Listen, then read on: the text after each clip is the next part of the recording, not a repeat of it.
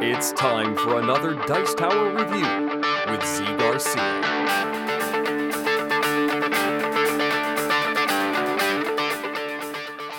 Hey everybody, today I'm taking a look at Star Cartel here. This is a card game slash stock market manipulation game, though it certainly doesn't look like it, in which you are going to be, you are sort of a smuggler, and you are loading goods into your ship, filling it up, and then making a delivery of those goods, selling some that will go up in price. You know, those are the very popular items at market.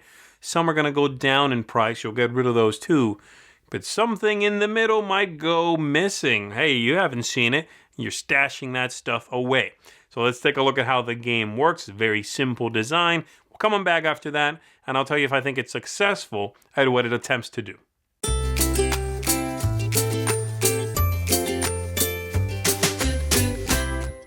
So here's what the game looks like set up for 3 players. Each player has their starting ship here, the deck of extra ships, the cards, the different goods that will be smuggled.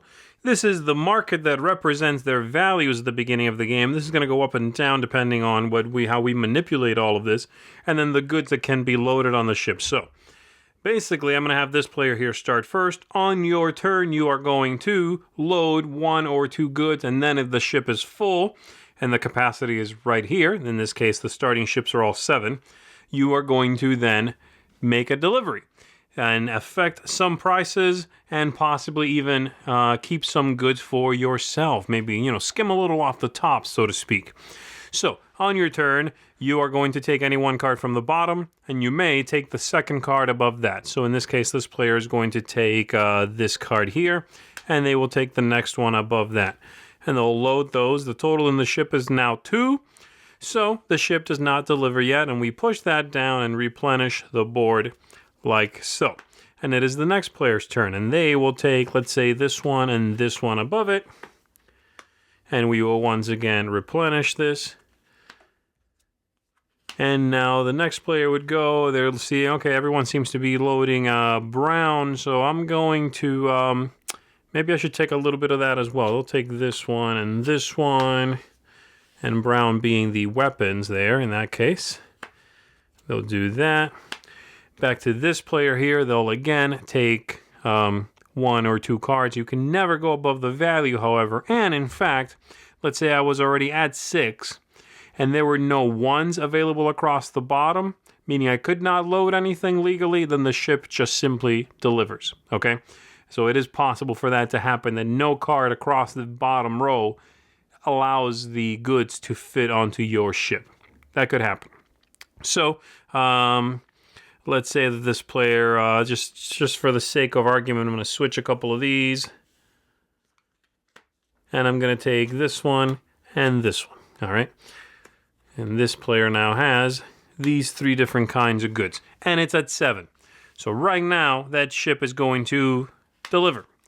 So we count the total number of goods for each different kind. The food here being the highest total with 5. Whichever one has the most, if there's a tie, you pick. That's very important, by the way. Whichever one has the most is going to go up 2 in the market. Whichever one has the least goes down 1 in the market. In this case, this player gets to pick which one goes down 1. And everybody else loaded brown. That means they have the possibility to keep brown. So this player instead is just going to tank brown instead of blue.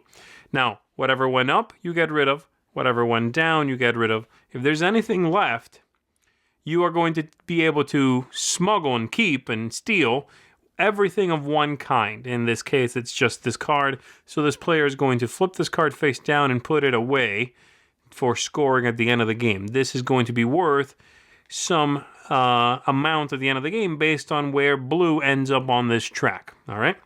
Once that's done, this ship here is gone. So the ships really just make one run and then you get rid of it.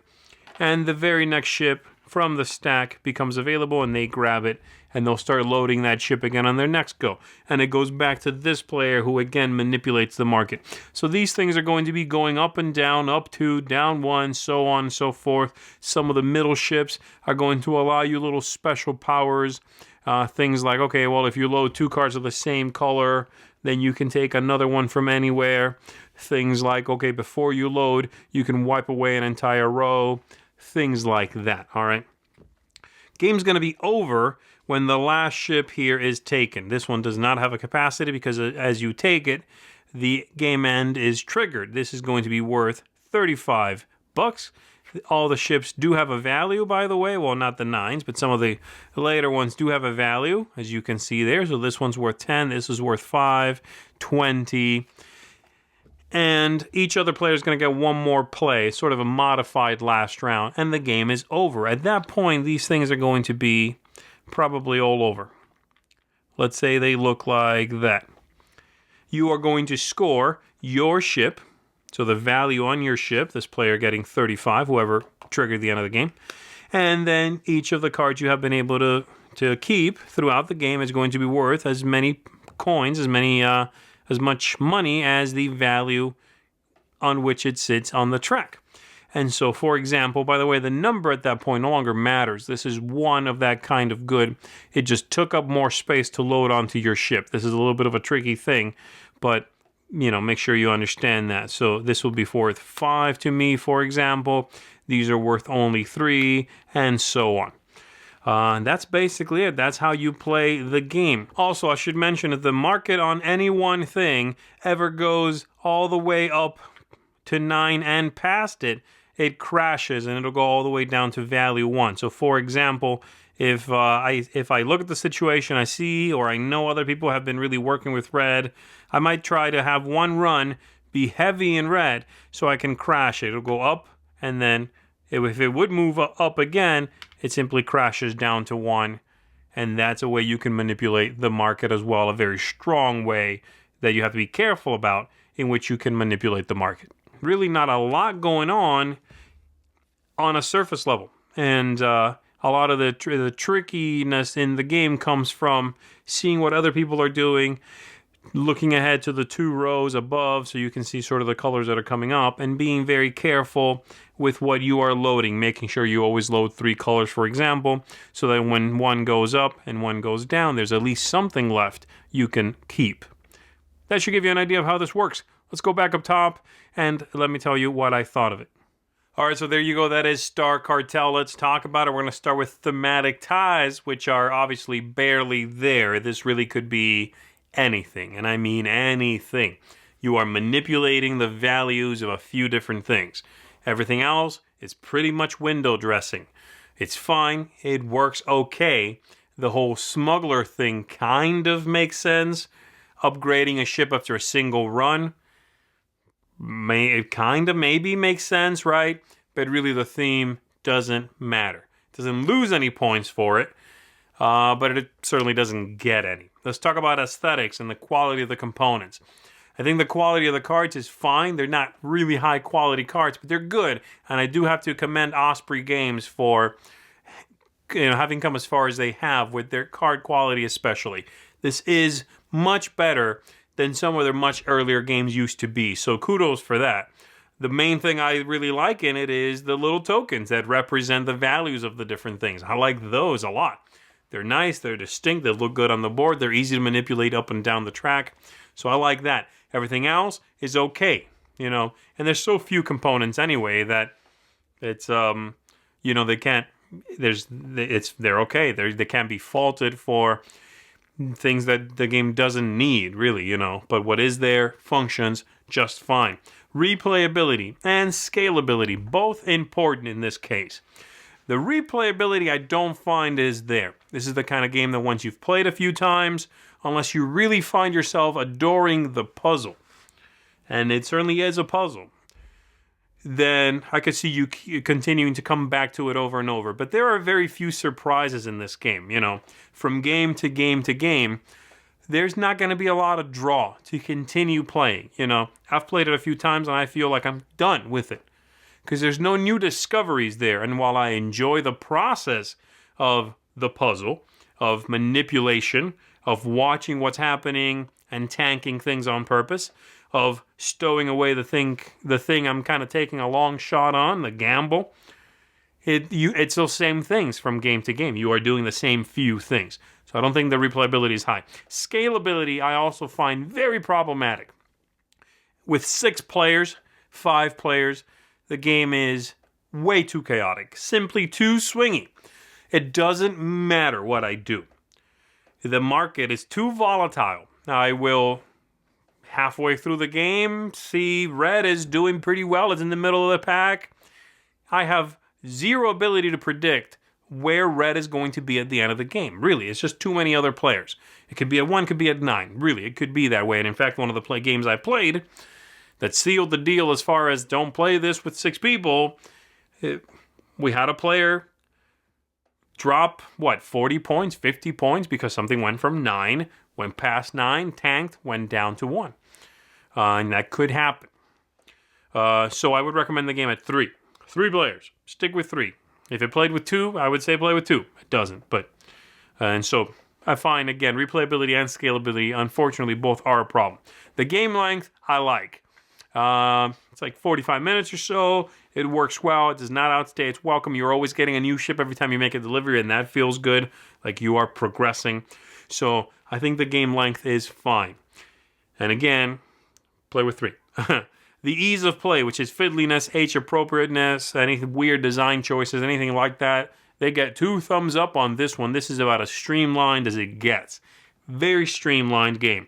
Some of the ships have little powers. They're fine. I don't think necessarily they were, necessary, but they're okay once you understand what they mean, which is, takes just a couple of seconds. You'll like some, not like others. I have a couple that I like. There's one ship, for example. If you have that ship, when you make your delivery, you can manipulate the one that would normally go up 2. You can say instead it goes down 2, and the one that would normally go down 1, you can say instead it goes up 1. One time when you make a delivery. That's cool. I like that ship. Some people won't. So, minor little things like that. But everything else, the ease of play is there. The game is very streamlined. And then lastly, tactics and strategy and luck. And I'm going to talk about this one because I find the first time you play, or the more people you play with, it's going to feel like absolute luck. Random game, a none game, right? It's just... you're grabbing whatever you can, whatever's available. You're stowing whatever you can. You want to shoot for something in the middle, right? Because you're hoping it doesn't go up too much or down too much. If it does go up too much, it might wrap around and be a 1 again. Don't like that feeling at all. And it's absolute chaos. If you play with 3, it's a lot better because you can manage what's going on. Yes, you might have things that burst. You might have different goods that crash, and you were hoping those would be worth a lot. But it feels a lot more controllable. You can take a look at the other 2 players and see what's happening. You can see kind of what they're going to end up doing. You can see them both collecting a color and start tanking that color. You can do things. In a 6-player game, a 5-player game, it's simply too random. So, that's it for me. I like the game. I don't love it. I know it's not a game I'm going to put on my top 10 games of the year list, right? Unfortunately, it makes an awful first impression anyway, I think, especially with more players, right? Like I know a few people who will never play this game with me. But even at a lower player count, it still makes an iffy first impression. I think because people go into it not missing some of the subtleties. And this game is subtle. It's so simple, it's subtle. It's like an abstract game, right? First time you play an abstract game, sometimes you go, oh, okay, I got to get 5 of these things in a row. Whatever. And then the more you play, the more subtleties reveal themselves to you. This game has that. And it's clever. It's well done. Those things are well implemented. But you're going to miss that the first time, I think. The more you play, the more you'll see like, okay, yeah, I can kind of see how I can affect all this.